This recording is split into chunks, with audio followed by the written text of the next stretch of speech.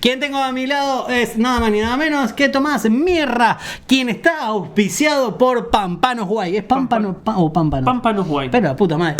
Vamos de vuelta. Pero ahí. Vamos de vuelta. Quien tengo a mi lado es Tomás Mirra, quien es auspiciado por Pámpanos Guay. Total, lo cortamos y queda perfecto. Queda. Claro. Total, esto no es radio en vivo. Chivo, no, olvídate. Estamos en familia. ¿Cómo andas, Tommy? ¿Bien? Bien, muy bien, muy bien. Bien. ¿Por qué nombramos Pámpanos? Porque estás dando un taller de lectura. Exactamente, un club de lectura acompañado con degustación de vinos. Bien. ¿Cómo fue esa experiencia? Pero esta cosa, además ya cuando te dicen, sí, no importa. Pero va bien, va bien. No me digas que no va bien. Está bárbaro, Sí, está, por sí. supuesto que sí. Pero después nos deja de interesar lo que. Y yo creo que ya de la copa y media en adelante Claro, ya hay cosas que dejan de importar. Sí. Claro. No, pero bien, muy bien, salió genial. Viste, uno peca de ansioso, viste, decir, no, mirá si no tengo cosas de qué hablar, o mirá si la gente no participa. Y no sé si habrá sido el vino, no sé si habrá sido seguramente que el libro daba mucho para hablar también, pero no, la verdad que salió genial, fue 1 hora y media que se pasó volando, es más, creo que me faltó algo de tiempo. Así que muy expectante al segundo encuentro. ¿Cuánto de lo que planeaste realmente usaste? Digamos, cuando uno se tiene que exponer adelante de gente, a veces tiene una idea y después se da de esta manera tan fluida que por ahí no... Imposible que salga como uno lo planea, porque si sos tan neurótico y ansioso como yo, estás planeando el monólogo una y otra vez. Como ¿En serio sos neurótico? No sabía. No se notaba. ¡Qué novedad! Mira lo que me acaba de decir. Y es imposible que salga como vos lo planeaste. Sí. Pero no, todo más o menos lo que había planeado... desordenado, pero se dio. Bien. Eso es importante también. Contento. Bien. ¿El próximo encuentro cuándo es? El martes 20 de mayo, el próximo martes. Si no participaron, hubo gente que no participó del primer encuentro, ¿se pueden anotar en el segundo encuentro? Se pueden anotar en el segundo encuentro. Vamos a estar hablando del mismo libro, que es Los árboles caídos también son el bosque, de Alejandra Camilla. Vamos a agarrar de la mitad para adelante. Pero como son cuentos, te puedes meter independientemente. Eso está bueno. Eso está muy bueno. Lo que sí, el mes que viene se arranca con un libro nuevo, así que sería un arranque desde cero. Se pueden inscribir en cualquier momento. Con eso no habría ningún tipo de problema. Y podés ir, yo te pregunto porque sinceramente no sé cómo funcionan los clubes de lectura. Podés ir y qué sé yo, no tuve tiempo, profe. Ajá. ¿Me entendés? ¿Podés ir en ese plan de cosas? O todos tiran comentarios que son tan buenos que decís, nada, quedo como un boludo si no lo leo. Mira, hubo uno que no leyó, que dijo que no leyó y quedó colgado toda la hora y media. Pero tomó vino. Claro, tomó vino. Claro, llegó un momento que lo veías. Estás boludeando en Instagram, amigo. Estamos hablando acá. No se animó tanto. Claro. Pero bien. Bien, o sea, están todos invitados para la próxima clase. Y también vamos a tener pronto novedades acá en la Friqueteca. Acá en la Fricoteca, sí, estuvimos cerrando ya, estuvimos revisando el contrato porque Juancito tiene un par de cláusulas un poquito cuestionables, claro, ¿no? También. Y, por ejemplo, el 85% de la comisión queda para la Fricoteca, que al final eso no va en blanco, un par de cosas que no al final lo que te iba a facturar te lo va a facturar una empresa de construcción. Claro, sí, ¿viste? De repente muy de políticos. Sí, si no te fijas de dónde viene el recibo de sueldo, te lo contaron. Me lo contaron. Sí. Facturalo como se llamaba. Avance de obra se llama. Claro, si yo trabajo 40 semanas, me blanquean 32. La obra estaba en el cielo. Más allá de toda la caca que uno puede llegar a conocer y hablar en este bloque, también sos escritor, Tommy. Vos, ¿qué relación tenés con la escritura hoy en día, en la cual también estás dando un taller de lectura, tenés el programa y otras ocupaciones? ¿Cómo te estás llevando con la escritura? Pésimo, porque a ver, ¿qué pasa? Estoy escribiendo una novela ahora, la cual me cierra por todos lados. Tengo la idea bien centrada, tengo un blog de notas en el mail que es eterno de todo lo que quiero hacer, pero yo procrastino mucho. Yo siempre tengo una excusa para no sentarme, y ahora que encima tengo más actividades me sirve de excusa para la cabeza de una forma increíble. Pero haciendo fuerza para sentarme y terminar la novela, que el objetivo es terminarla. ¿En qué punto está? Sé sincero. Es una pregunta muy de mierda. Sé sincero. ¿En qué punto está la novela? Porcentaje. Acercándonos al 40%. Bueno, pensé que iba a ser peor. Podría ser peor. No, se me ocurrió el título, dice, claro. Sí. No, lo bueno es que el título ya lo tengo cerrado. Ya vino el título, así que... ¿Te tocó conocer escritores que te hayan sorprendido por la calidad de persona, digamos? Sí. Bueno, sin ir más lejos, creo que nos pasó el otro día con Lamberti. Sí. Creo que uno tiene... A ver, a mí me ha pasado, ¿no? Cuando te pones a ver en lo que es la figura del escritor o el personaje del escritor. Hay medio como hay un prototipo del tipo cuando se realiza como autor publicado que tiende a convertirse más en una caricatura de sí mismo, ¿no? Es como que de repente todos quieren hablar como Borges, todos quieren hablar como Cortázar y todos se vuelven un poco snobs, un poco asquerosos, ¿no? Siendo sincero. Sí. Entonces, qué sé yo, de repente encontrarte con un tipo como Lamberti, que viene de ganar el premio Clarín, que ya tiene 4 o 5 libros publicados, que se está hablando mucho de él, ya no en el sentido under, no de la literatura, ya se lo está hablando ya pegó un salto, digamos, claro. digo yo mientras acomodo la computadora. Me parece muy bien. Un tipo que ya la pegó, verlo tan humano, Sí. es llamativo. Yo allá en la UNA, cuando estudiaba en la Universidad Nacional de las Artes, tuve como docentes a muchos escritores y hay un poco de los que se comen el personaje de ser un escritor. Y vos te das cuenta que están abandonando un poco lo que son y metiéndose más en el personaje. Hace 35 grados te pusiste polera, boludo. ¿Por qué siempre el cuello alto, entendés? No da. Y de repente cambian la forma en la que hablan y hablan. No hay mucho libro o no hay muchas películas que hablen sobre ese mundo del escritor, ¿no? Porque una vez me recomendaste una que era American Fiction, que me pareció exactamente un peliculón, y que en una de las primeras escenas eran 4 escritores sentados así diciendo, bueno, y por eso nos va tan bien como nos va, y del otro lado había 5 o sea, 5 que había uno que estaba mirando el teléfono. No hay tanta sátira sobre lo que es, ¿no? Y es muy bueno porque hay muchísimo material. Bueno, ahí al principio mete muchísimos chistes, no mete muchos chistes sobre lo que es el escritor de nicho, el que es un escritor excelente pero lo leen 4 personas, sí. Sobre el que vende libros únicamente en aeropuertos, que son los libros de vacaciones. Hay mucho de eso. Y al principio, ¿no? Cuando está dando la clase, él siendo negro y una alumna le dice, che, pero vos no podés decir la palabra negro porque es ofensiva. Esto es un martes para nosotros, ¿entendés? Esto no es nada. No. Bueno, como decía Saborido, de hecho, cuando vos mencionabas a gente que conociste, esto que el otro, lo primero que se me viene a la cabeza es Saborido. En la última charla que dio al final del cierre de la Feria del Libro, afuera más que nada, que es como un jeite que siempre repites, está bien, el que vende libros es Ari Paluch, pero a la sala de la Feria del Libro hay que llamarla Alfonsina Storni. Claro.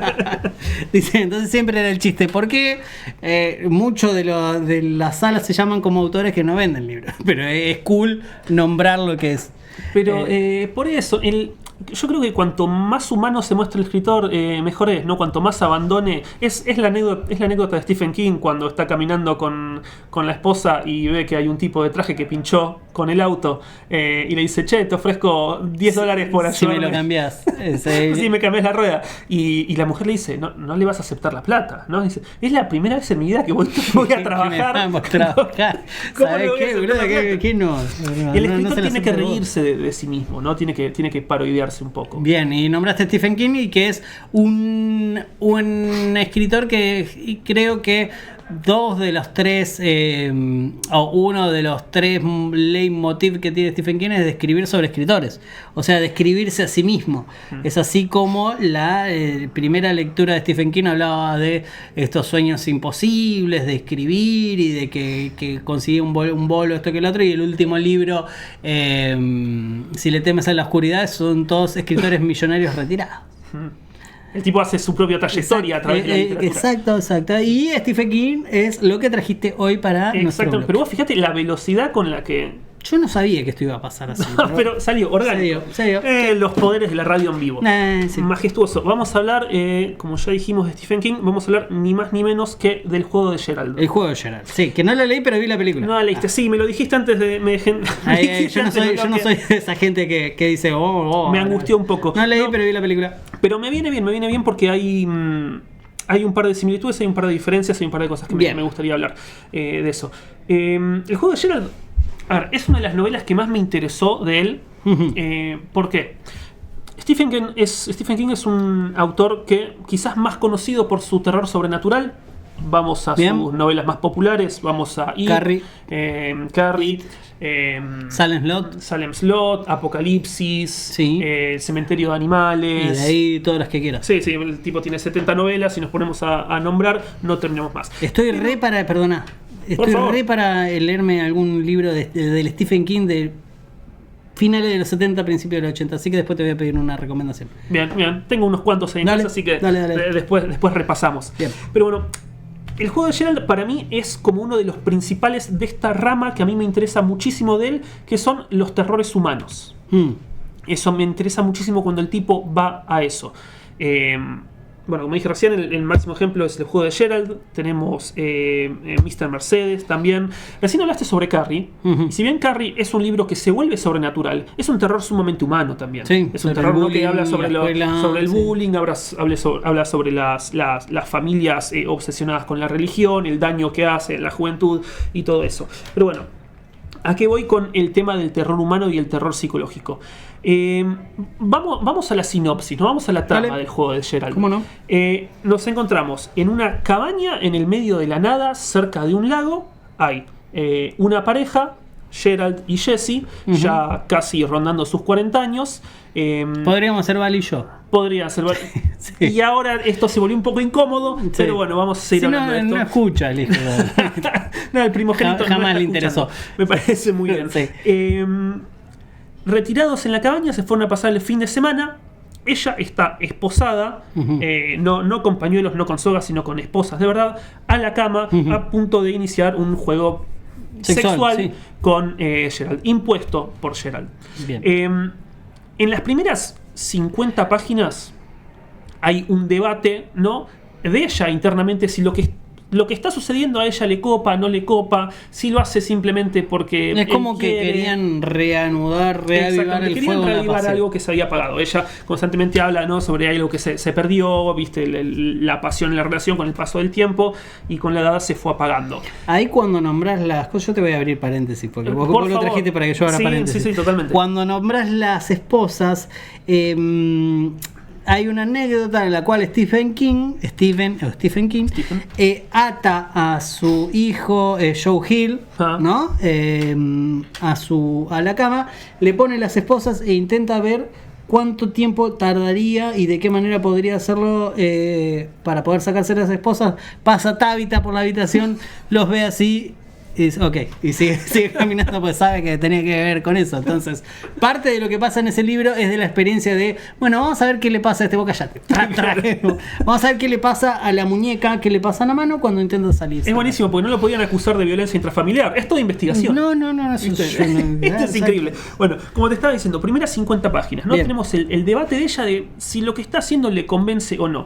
Y llega un punto en el que ve cómo él se acerca y a ella algo se le activa en la cabeza y le empieza a dar asco, le empieza a dar desagrado y le empieza a dar miedo. La Ok. figura de Gerald ahí. Habla sobre una mueca, sobre una sonrisa, algo que le hace acordar a algo, ¿no? Entonces ella empieza a decirle, che, sácame las esposas, esto no me dejó de causar gracia, no me genera nada. Ujú. Ante la resistencia de ella, Gerald se motiva aún más con el juego este macabro. Esto empieza en un trajín de que va y viene, ella intenta convencerlo, el que no da pelota hasta que ella se cansa y lo patea en el pecho. En el momento que lo patea en el pecho, a Gerald le da un infarto. Ok, nada de esto aparece en la película. Ya te digo. ¿Ves por qué tenés que leer las novelas? Nada de esto aparece en la película. ¿Y eso No, qué? bueno, igual es una manera resumida, obviamente.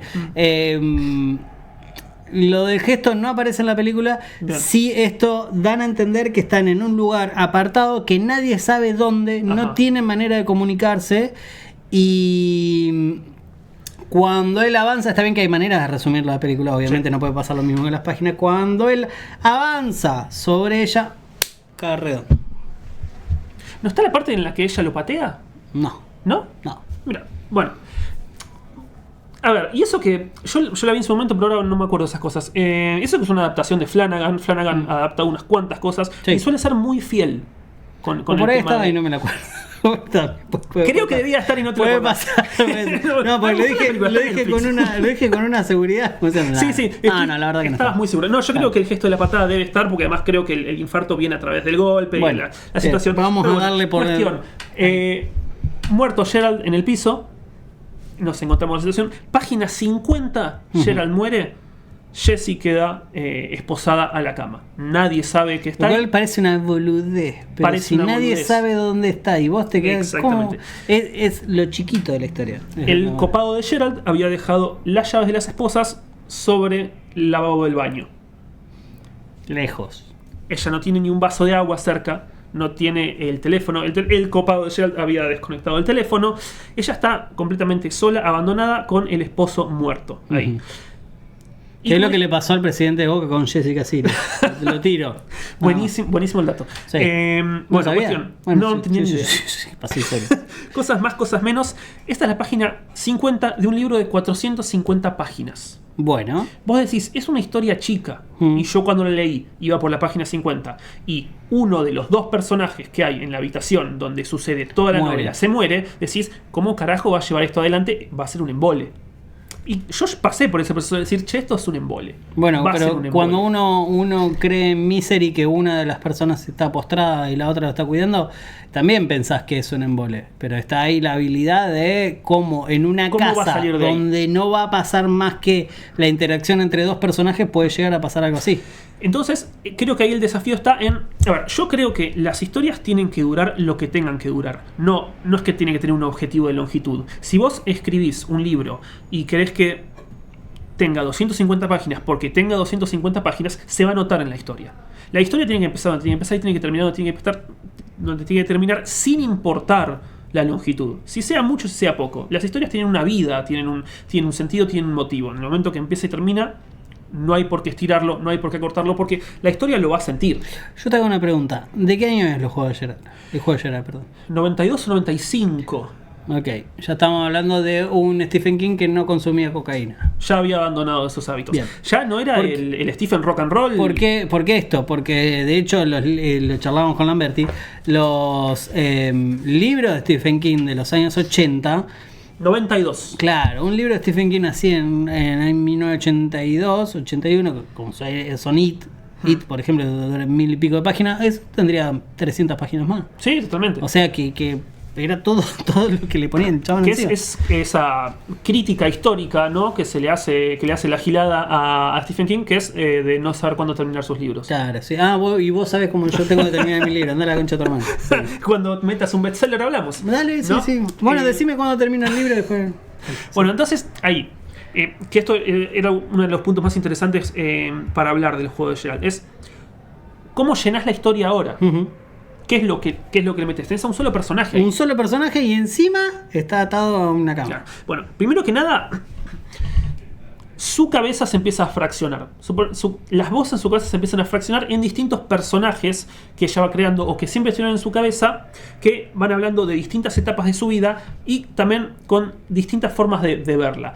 Por un lado está la santa esposa de Burlingame, que Bueno. es como su lado más devoto a la vida hogareña, a la vida de esposa, que es la que decidió ser sutil y siempre aceptar lo que Geralt diga. Uh-huh. Y por otro lado está la personalidad de Ruth, que Ruth era una compañera de ella de la universidad, mucho más rebelde, con una personalidad mucho más fuerte, que siempre a ella la incentivó a hablar sobre algo que sabía que le había pasado en el pasado, y por eso ella decide alejarla. En vez de afrontar eso... Bien, tapa algo que viene atado a algo Exactamente. feo que ella le pasó y...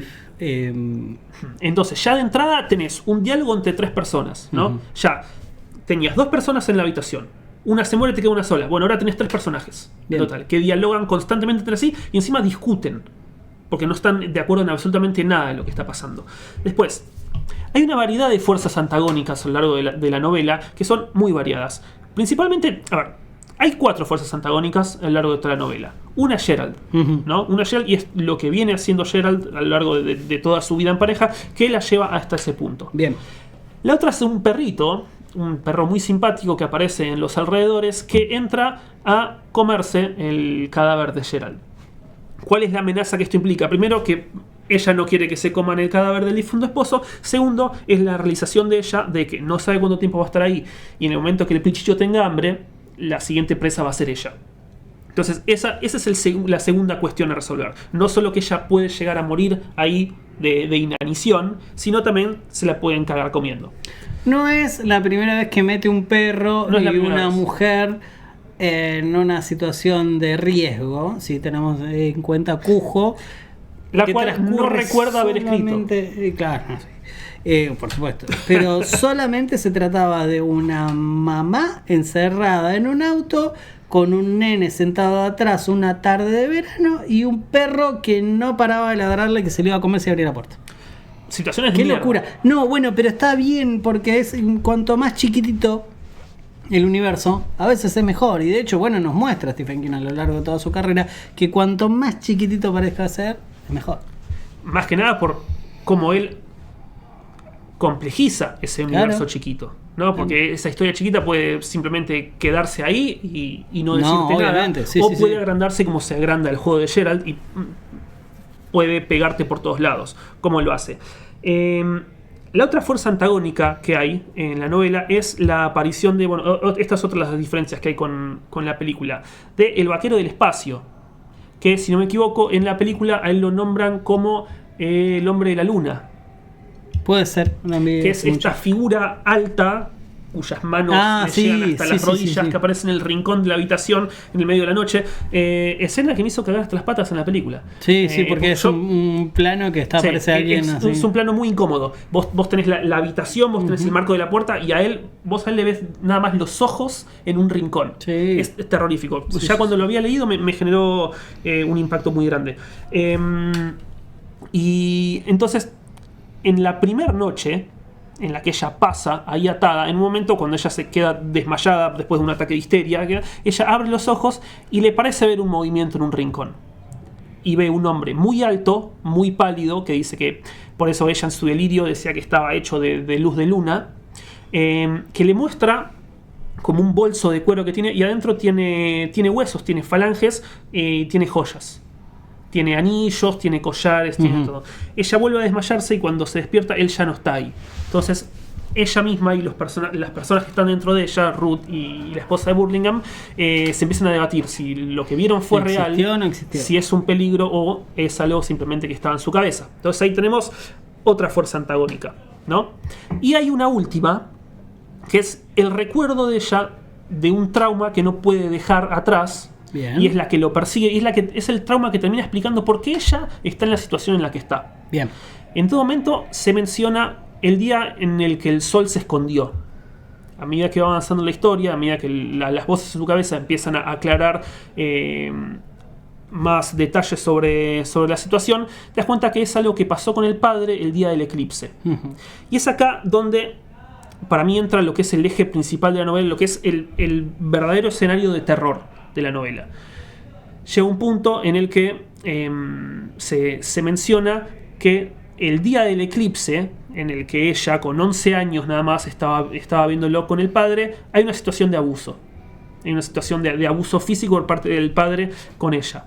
Es algo que ella venía negando todo el tiempo, algo que la amiga de la universidad quiso sacarle y por eso ella abandonó terapia, se escapó de la amiga y se escondió en una relación sumamente sumisa con una figura que era prácticamente igual al padre. Entonces ahí está creo que es el eje central de la novela, este sometimiento sexual y este trauma al que ella justamente nunca se le respetan los deseos y es por eso que ella se ve en la situación en la que está. Ok, ahí te hago otro paréntesis, abrimos otra pestaña. ¿Conoces Dolores Claiborne? La conexión que tiene con... tanto ese día en el punto geográfico donde está ¿cómo Jessie era? Jessie con el padre, que es abusada, y eso lo ve en un punto geográfico, en un lugar particular. Ese mismo eclipse es el que ve Dolores Claiborne, que si no me equivoco es cuando mata al marido o algo de eso, una secuencia de eso también, ¿no? Se relaciona, y de hecho en este libro el que yo menciono, que es posterior al juego de Geralt, usan el mismo eclipse y usan el trayecto. Stephen King usa el trayecto del eclipse para decir acá pasó esto y acá pasó en la misma época esta situación, lo cual es alucinante. Es más, en el juego de Geralt, durante el eclipse, menciona que siente como una conexión con otra persona. Claro, exacto. Pero queda ahí, no dice absolutamente nada, no dice un nombre, no dice absolutamente nada. Hay otro detalle que a mí me parece muy complejo y me parece muy interesante, ¿no? Porque, a ver, ya tenemos la figura de la figura masculina abusadora en el padre de ella, ¿no? Que no solo es no solo es el horror del abuso, sino lo que viene después, que es el horror de la manipulación, ¿no? Porque vos cuando terminás de leer, ¿no?, la parte del abuso, que encima es muy sutil porque nunca intenta ser explícita, decís, bueno, se terminó esta porquería, por fin ya esta situación de mierda se terminó, y después vuelve a la situación. Cuando ella está llorando en la habitación, cuando se cambia la ropa porque se siente sucia, tiene un montón de sentimientos encontrados, cuando el padre acaba de hacer algo que ella no entiende, ella siente que tiene que sacarse algo encima. Toda una mierda. El padre vuelve a aparecerse en el umbral de la puerta. Y ahí empieza el segundo acto del padre en todo este juego de abuso, este juego de poder. Dice que van a tener que decirle lo que pasó a la madre, porque es un secreto demasiado grande que ninguno de los dos va a poder guardar. Ella, que ya venía teniendo una relación complicada, como todo adolescente tiene con sus padres, ella venía teniendo una relación un poco tensa con la madre, le agarra miedo y dice, no podemos hacer que no se entere, no podemos no decirle. Tipo, se le prenden todas las lamparitas, dice, ¿vos jurás que no vas a decir nada? Porque esto a ella la mataría. Claro. Bueno, en Dolores Claiborne pasa al revés. Claro. El padre le dice, no, ella jura. No, bueno, sí, pero a la inversa. Claro. sí, es la misma. No, es la misma secuencia, pero al revés. Sí. Entonces, como la manipulación está ahí. Claro, vos cuando decís que ya la situación es una mierda, va y la hace peor. Entonces, lo complejas que son estas capas, ¿no? Vamos más adelante ahora. Vamos a Geralt, vamos al esposo de Jessie, que ya de entrada se plantea como una figura masculina abusiva de la misma manera que fue el padre. Pero Stephen King no decide simplemente hacer, bueno, que este personaje sea igual, ¿no? Decide darle una capa de complejidad. Y no estoy diciendo que lo justifique. Estoy diciendo que no deja nada al azar. ¿Por qué? Porque hay un fragmento en el que le explica que Geralt en su infancia era el típico gordito que no era hábil para nada. Entonces lo molestaban, lo fajaban. El bulineado, digamos. Claro, se burlaban de él físicamente. Entonces, cuando él se vuelve una persona exitosa, cuando él se vuelve una persona profesional, empieza como a querer someter cualquier vínculo que tenga a través de su poder. Un chocado. ¿No? Exactamente. Y es lo que le hace a Jessie. Entonces, yo no estoy diciendo que esté justificado, por supuesto, porque no lo está, pero Stephen King se toma el trabajo de explicar por qué la persona es como es. Claro. No deja absolutamente nada al hacer en ese sentido. Porque tranquilamente, si no hubiera aclarado nada, tendríamos un copia y pego de personalidades, claro, ¿no? Del padre de ella al esposo de ella. Pero él está atento a esos detalles. Dice, bueno, está bien, si es un personaje que se va a repetir, si su rol se va a repetir, vamos a hacerlo más profundo, vamos a darle una capa más al personaje, vamos a darle una chance de que la gente no lo justifique, pero sí entienda. Bien. Y eso está atento a coherencia narrativa. Exactamente. Bien. Es un detalle que a mí me pareció excelente. En la película creo que terminan igual, sí, terminan con el juicio, terminan con ella enfrentando finalmente al hombre, al vaquero del espacio. Nunca entendí por qué lo enjuiciaba. ¿Por qué? Porque al final de la novela, cuando ella... Vamos por partes. Primero vamos a la parte que quizás más horror físico me generó. Porque esta no solo es una novela que pasa por el terror psicológico, pasa por el horror del trauma sexual, pasa por el horror de estar ahí solo y saber que vas a morir, sino también tiene una parte muy importante de lo que es el terror físico. Que no me acuerdo dónde me impresionó más, si me impresionó más en la novela o me impresionó más en la película. Porque las descripciones son muy crudas. Es en el escape final de ella, ¿no? Cuando se da cuenta que hay un vaso de vidrio arriba de la cama y dice, bueno, el único lubricante que tengo posible acá para salir de las esposas es mi propia sangre. Entonces, ¿qué hace? Rompe el vaso y con el filo empieza a cortarse en la muñeca. hay un momento en la descripción de toda esa acción en la que ella se corta la muñeca, la sangre empieza a brotar, entonces con la lubricación que le da la sangre empieza a hacer fuerza con las esposas. Y hay un momento que estoy seguro que vos lo recordás, en el que dice que la esposa se traba contra el montículo de piel y al hacer fuerza empieza a sentir como se desliza como un guante la piel. Hay un plano que mete Flanagan ahí en la película que es exactamente eso. Vos podés ver cómo la piel se empieza a deslizar y se empiezan a ver los tendones y todo. Es insoportable. No voy a entrar ahí. Se me revolvió. No voy a entrar ahí porque ya no me gusta. Ya es demasiado. Se me revolvió completamente el estómago. Me pareció algo insoportable. O sea, como si no hubiese que soportar una violación. El papá diciéndole no le vamos a decir a mamá. El otro que la ata acoso. El perro que viene a morfarse. El otro que estaba culo para arriba. Y encima.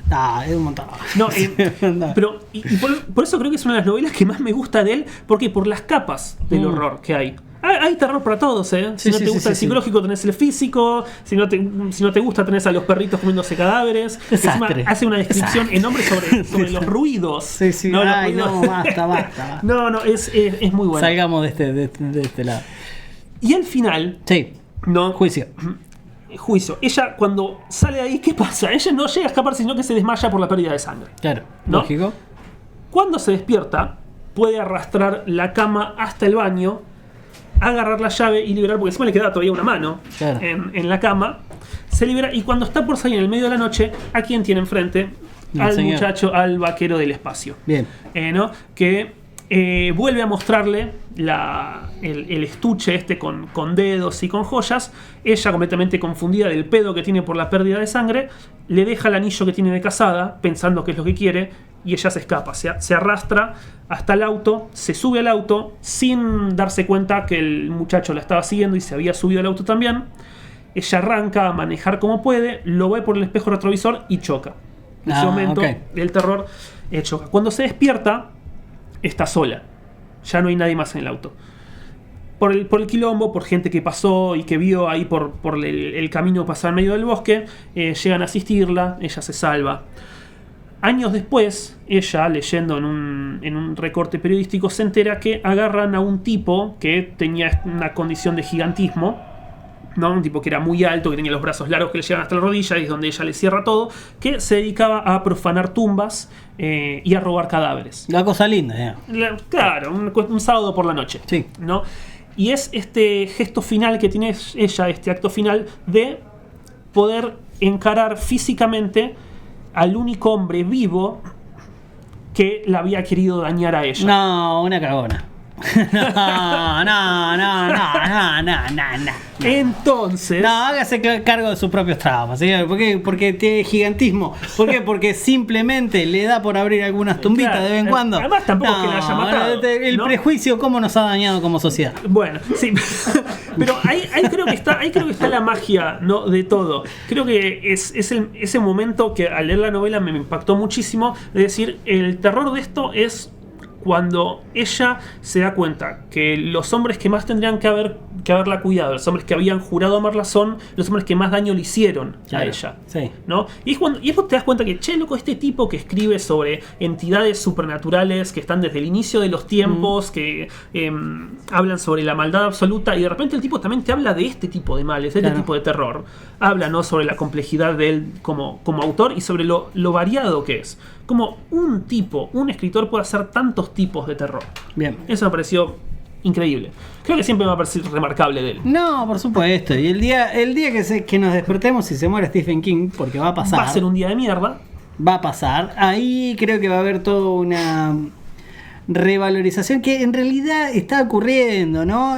Cada libro nuevo, si bien obviamente perdió el impacto de lo que eran los libros antes, pues primero ya es un hombre demasiado grande que no se puede sentar a escribir la misma cantidad de horas que escribía antes. Es una persona que se repite bastante en ciertas cuestiones. Yo creo que el día que nos falte Stephen King nos vamos a dar cuenta de lo enorme que era, y su obra va a tomar otra dimensión, muchísimo más de la que está tomando ahora. De hecho, en los últimos años se filmaron muchísimas más películas que en la mejor época de Stephen King. Sí. Entonces, evidentemente hay algo ahí y hay algo que funciona no solamente para la gente que lee, sino para la gente que también ve cine, ¿verdad? Es que creo que lo que pasa con Stephen King es que es una cuestión de... Es un tipo que está hace tanto tiempo y publica tanto que al volverse popular y al haber tanto sobre él, la gente no valora lo que lo hizo grande, ¿no? Exacto. Es un tipo, como dijimos recién, tiene prácticamente 70 novelas. Imposible que te gusten todos los libros, incluso a mí no me gustan todos los libros. Hay cosas que no me cierran, pero ver la capacidad, ver la versatilidad y ver un tipo que justamente al escribir terror no se encasille en solo un tipo de terror y sea tan variado. A ver, hoy mismo estamos hablando, ¿no? Un tipo con libros como Mr. Mercedes y el juego de Gerald, como Carrie, como Ojos de Fuego. Ojos de Fuego. Un tipo con una saga mezcla spaghetti western, fantasía, ciencia ficción de 7 libros como La Torre Oscura. ¿Entendés? ¿De dónde sacaste? Igual explícale al operador del otro lado que cada vez que aparece una película me nabardea. Tommy, muchísimas gracias por este bloque. Te invito ahora, como lo hacemos con todos los invitados, no vamos a profanar alguna tumbita. Bueno, vamos a ver ahora en el periódico. Podrías haber ido, ¿no? Por el lado tematizado, pero... Claro, vamos a ver en el periódico cuál es el más reciente y vemos si podemos robar algo. Uno con guita. Claro, estuvo Tomás Mirra en el bloque literario, en este caso nombrando y desglosando el juego de Gerald. Nosotros vamos a escuchar 1 o 2 canciones que elegiste vos nomás, pero de las 3, 2 seguro que vamos a escuchar. Y terminamos, le damos el cierre a este bonito programa. O sea que me das tarea para la casa y encima no me la pedís después. Yo te voy a decir, lo valoramos un montón, Tommy. La producción valora un montón la cantidad de... Yo lo único que voy a decir es que espero verlo reflejado en el recibo de sueldo. Claro, cosa que no va a suceder. Amigos y amigas, continuamos con más Off the Records.